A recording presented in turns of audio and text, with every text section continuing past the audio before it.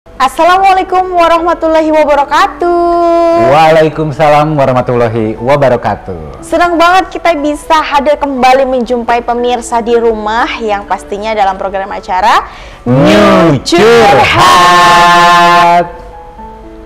Ya, tentunya kita kali ini pastinya bakal bacain lagi cerita-cerita kiriman dari pemirsa yang udah masuk ke IMTV Jakarta.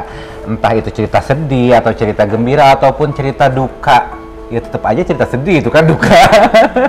Pokoknya buat yang terpilih hari ini bakal Aiko bareng Pipi bakal bacain cerita dari teman-teman yang sudah mengirimkan ke IMTV Jakarta tentunya. Dan buat kalian yang belum bergabung di sosmed IMTV, segera gabung dari sekarang. Mulai di follow Instagramnya, Facebooknya, dan juga di websitenya kalian bisa kirim curhatannya. Jangan lupa juga follow Instagram kita berdua. Di Instagram aku ada Pipi Kurnia, Ada aku Aiko Zawa _. Yeay, kalian juga bisa sharing-sharing di situ. Kalau misalkan kalian nggak tahu cara kirimnya, bisa tanya ke kita juga, nanti kita akan kasih tahu.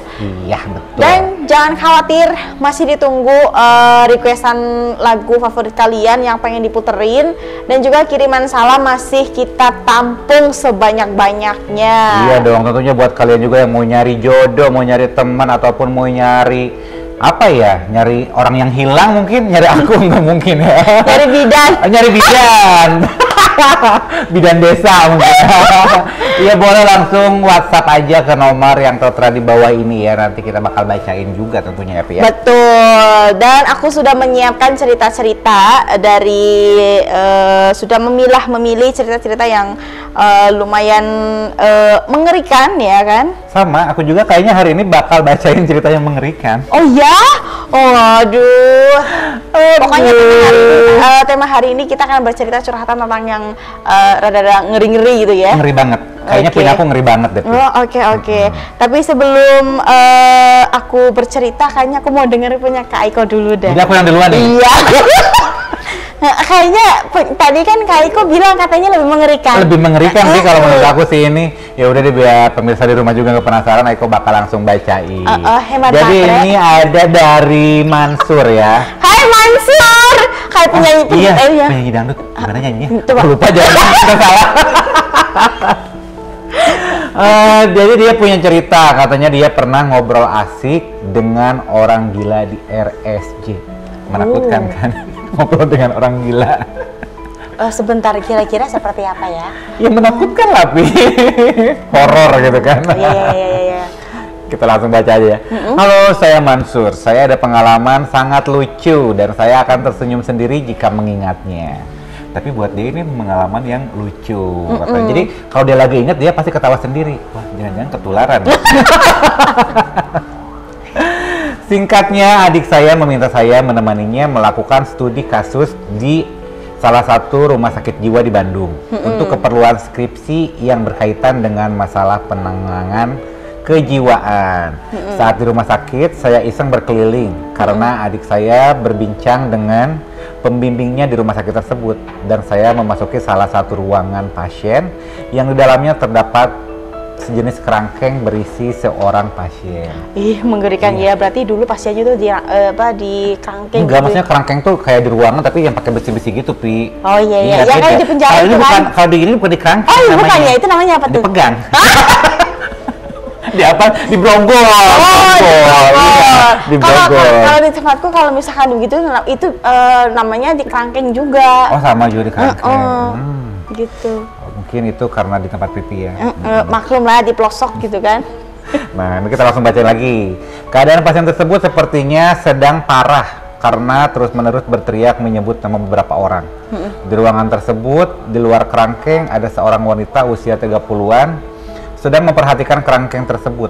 Lalu saya ngobrol, kurang lebih menanyakan tujuan saya kemari dan sebagainya. Lalu dia mulai bercerita tentang pasien yang ada di dalam sana. Jadi dia itu mengalami depresi berat karena kecelakaan dan seluruh keluarganya tewas di tempat. Innalillahi. Itu kan serem. Jadi juga, dia kan? tuh shock gitu ya. Jadi dia shock, mungkin depresi juga kan. Jadi istilahnya keluarganya meninggal semua, mungkin dia ngerasa bersalah, ini gara-gara saya atau gimana mungkin gitu, karena dia yang selamat kan, yang lainnya meninggal. Dan seterusnya saya pun menyimak dan beberapa kali bertanya tentang si pasien ini. Hingga akhirnya kurang lebih dari 30 menit adik saya dan pembimbingnya masuk ke ruangan saya. Sepertinya dia habis mencari-cari saya. Oh, jadi dia dicari sama adiknya. Wah, jangan-jangan abang saya betah nih di sini gitu. Gak mau pulang gitu. Iya, kan? gak mau pulang, mau di RSJ gitu. Hal yang membuat saya agak terkejut adalah pembimbing adik saya tiba-tiba berteriak panik. Hei, kok kamu bisa keluar? Ayo masuk lagi. Waduh, kok ini bisa keluar? Si mbak yang menemani saya ngobrol tadi mulai berteriak heboh.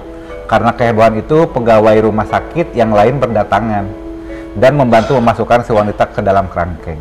Dan akhirnya setelah beberapa menit setelah kejadian itu, saya tersadar bahwa ternyata orang yang asik ngobrol dengan saya itu adalah orang gila. Selamat Anda kena prank orang gila. Jadi mungkin dia mikir tuh yang ngobrol sama dia tuh orang apa ya? Orang yang di situ. Orang yang di situ ataupun orang yang besuk saudaranya. Ternyata dia ngobrol sama orang gila dan dia menjelaskan isi orang gila juga ya. Dia kenapa? Waduh, itu ngobrol sama pasiennya di situ, bukan sama orang yang bekerja di situ. Iya, gitu, ataupun ya. orang yang lagi besuk pasien. Ternyata ngobrol dengan penghuni RSC. Ada seremnya, ada lucunya juga, Iya. gitu. Ini kayaknya nggak bisa dilupain deh pengalaman kamu, Iya, deh Mansur. pasti. Ya. Luar biasa deh pengalamannya. Jadi buat sobat IMTP di rumah yang mau ngirimin cerita seperti Mansur ataupun ada cerita menarik lainnya ataupun cerita seram, cerita sedih, boleh langsung kirimin ke IMTP Jakarta, boleh di Facebook ataupun di Instagram IMTP atau di website IMTP Jakarta. Buat kalian waspadalah, jangan sampai salah memilih teman ya. Atau jangan sampai salah ngobrol ya. Ntar dikiranya kita asik-asik ngobrol, tahu-taunya yang diajak ngobrol kayak gitu lagi. Lebih asik ngobrol dengan bidan desa tentunya ya. Jangan kemana-mana, kita akan segera kembali, tetap di Nyicurhat Capcus.